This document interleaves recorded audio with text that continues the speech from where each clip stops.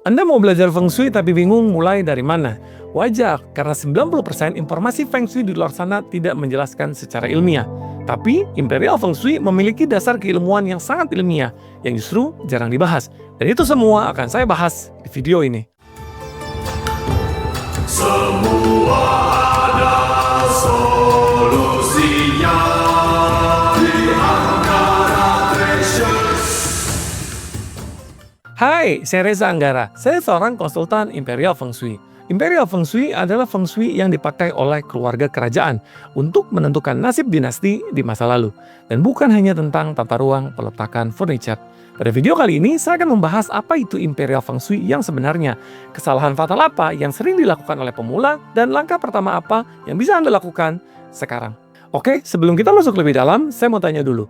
Ketika saya sebut kata Feng Shui, apa yang pertama kali muncul di kepala Anda? Apakah cermin pakwa, patung kodok emas, atau mungkin posisi sofa di posisi tertentu? Kalau itu yang terlintas di kepala Anda tidak salah. Tapi Anda juga belum sepenuhnya benar. Dan disinilah banyak orang mulai tersesat. Feng Shui itu secara harfiah artinya angin dan air. Dan ilmu ini bisa ditelusuri jejaknya sampai ke peradaban Tiongkok kuno ribuan tahun yang lalu.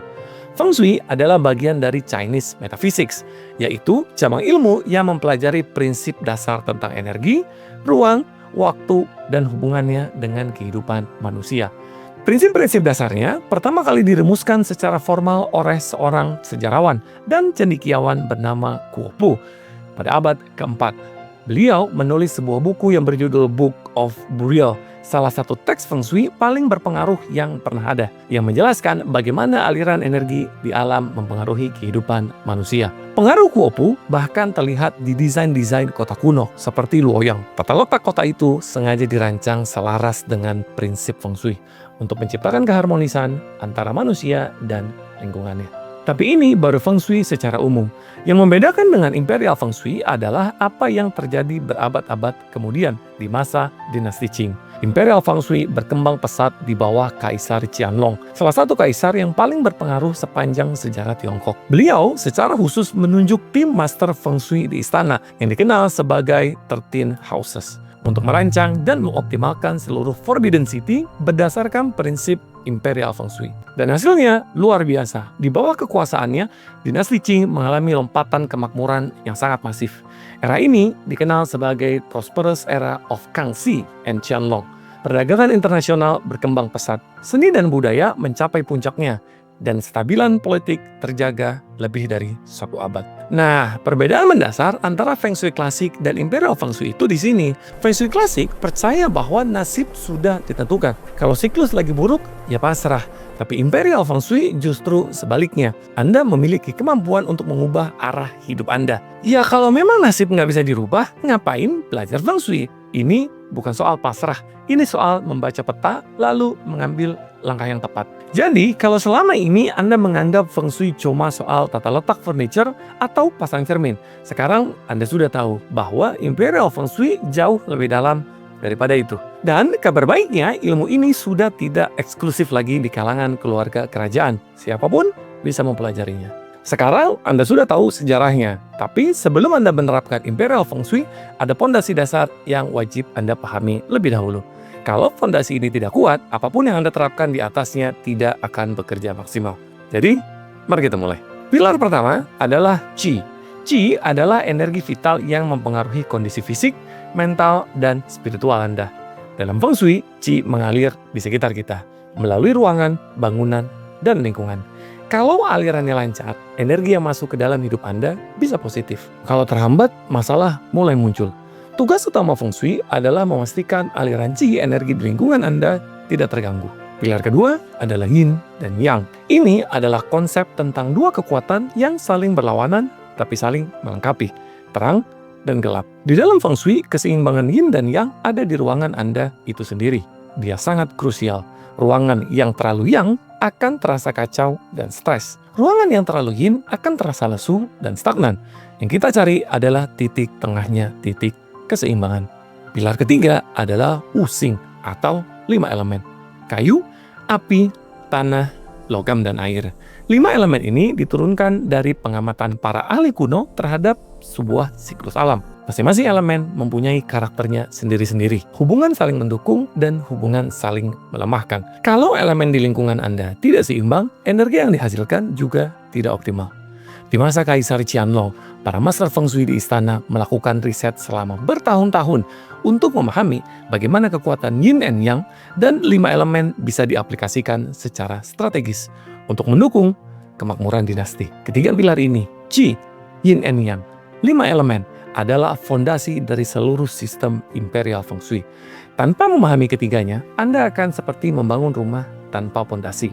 Kalau Anda sudah paham 3 pilar ini, Anda sudah selangkah lebih maju dari kebanyakan orang yang belajar feng shui hanya ikut-ikutan. Dan di segmen berikutnya, saya akan bahas kesalahan-kesalahan yang justru paling sering dilakukan oleh para pemula. Sebelum kita lanjut, kalau Anda merasa video ini membuka wawasan baru tentang feng shui, boleh bantu saya dengan klik like dan subscribe ya, supaya saya bisa terus membuat konten seperti ini untuk Anda. Nah, sekarang saya mau bahas sesuatu hal yang mungkin membuat Anda sedikit tidak nyaman. Ada kesalahan-kesalahan yang hampir semua pemula lakukan ketika pertama kali belajar feng shui. Dan yang paling berbahaya adalah kesalahan ini bukan cuma bikin ilmunya tidak bekerja, tapi kesalahan ini bisa memperburuk keadaan Anda. Kesalahan pertama adalah mereka menerapkan feng shui yang sifatnya generik tanpa memperhitungkan data diri Anda. Dalam imperial feng shui, setiap orang punya peta yang berbeda berdasarkan pace mereka. Apa yang cocok untuk orang lain belum tentu cocok untuk Anda. Tips feng shui yang ada di internet itu tidak dirancang khusus untuk Anda. Kesalahan kedua adalah mencampurkan feng shui dengan mitos yang tidak ada dasarnya. Misalnya nih, taruh patung kodok di depan pintu supaya rezekinya datang. Atau pasang lonceng angin di semua jendela. Di dalam imperial feng shui tidak ada konsep seperti itu. Yang ada adalah perhitungan presisi tentang aliran energi berdasarkan arah, waktu, dan elemen.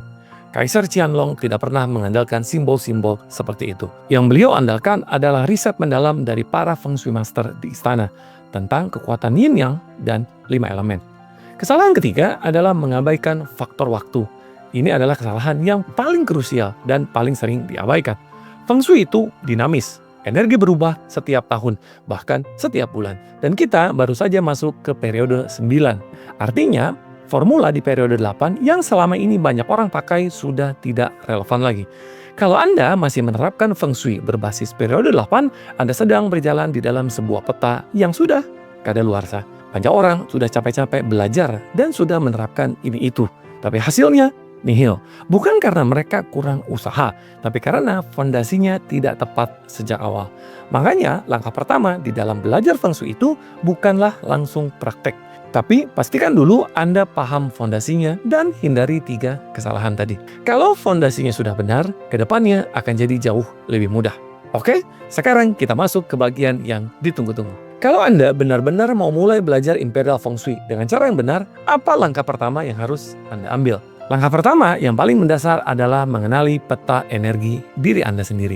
Dalam imperial feng shui, ini dikenal sebagai pace atau 4 pilar kehidupan. Pace dihitung berdasarkan tahun, bulan, tanggal, dan jam lahir Anda.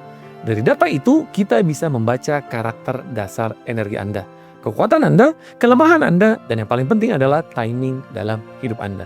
Pace bisa digunakan untuk banyak hal, mulai dari memahami kepribadian, potensi diri, menentukan arah karir yang sesuai dengan elemen kekuatan Anda, membaca kecocokan relasi bisnis atau personal, sampai mengetahui kapan waktu terbaik untuk mengambil sebuah keputusan besar. Mengapa timing begitu penting? Karena di dalam imperial feng shui, hidup tidak berjalan linear. Ada fase naik, ada fase konsolidasi, dan ada fase transisi. Ada momen di mana Anda harus gas penuh, dan ada momen di mana Anda harus menahan diri. Contohnya adalah ketika ada orang yang memaksa membuka bisnis baru di fase yang seharusnya dipakai untuk belajar dan konsolidasi. Hasilnya gagal, bukan karena bisnisnya buruk, tapi karena timingnya yang tidak tepat. Sebaliknya, ada orang yang menahan diri terlalu lama di fase yang sebenarnya sudah waktunya bergerak. Hasilnya, peluangnya lewat begitu saja. Langkah kedua, setelah memahami pace Anda bisa mulai menerapkan prinsip dasar feng shui di lingkungan Anda. Beberapa hal yang bisa langsung Anda lakukan adalah yang pertama, perhatikan posisi meja kerja atau tempat tidur Anda. Dalam imperial feng shui ada konsep yang disebut dengan command position. yaitu di mana Anda bisa melihat pintu tanpa langsung sejajar dengan Anda. Ini memberikan rasa aman dan kendali secara energi. Dan yang kedua, pastikan area depan rumah Anda yang disebut Mingtang atau The Bright Hall. Pastikan wilayah tersebut tetap bersih dan tidak terhalang. Ada prinsip kuno di dalam Feng Shui yang menyatakan bahwa pintu adalah mulut Qi. Kalau area ini berantakan, energi yang masuk di rumah pun ikut berantakan. Dan yang ketiga adalah hindari benturan antara elemen api dan air. Misalnya, kompor Anda jangan sampai berhadapan langsung dengan sink atau tempat cuci piring. Karena ini akan menciptakan konflik energi yang bisa mempengaruhi keharmonisan di dalam rumah Anda. Yang keempat adalah perbaiki atau singkirkan barang-barang yang rusak di rumah Anda. Barang-barang yang rusak, pecah, atau tidak berfungsi bisa menarik energi negatif dan menghambat aliran energi yang positif. Jadi, langkah pertamanya, kenali diri Anda dulu melalui Patse. Lalu, mulai terapkan prinsip dasar Feng Shui yang sudah terbukti ratusan tahun. Sebelum Anda menata ruangan dan sebelum Anda mengambil apapun, pahami dulu siapa diri Anda secara energi dan bagaimana lingkungan Anda bekerja. Karena ini adalah fondasi yang paling kuat. Imperial Feng Shui itu bukan ramalan. Ini adalah peta energi yang bisa membantu Anda melihat timing bisnis dengan lebih jernih, membaca fase karir Anda, memahami kecocokan relasi, dan menentukan arah keputusan besar di depan. Ilmu ini sudah digunakan sejak ribuan tahun yang lalu. Kaisar Qianlong memakainya untuk membangun zaman keemasan dinasti Qing.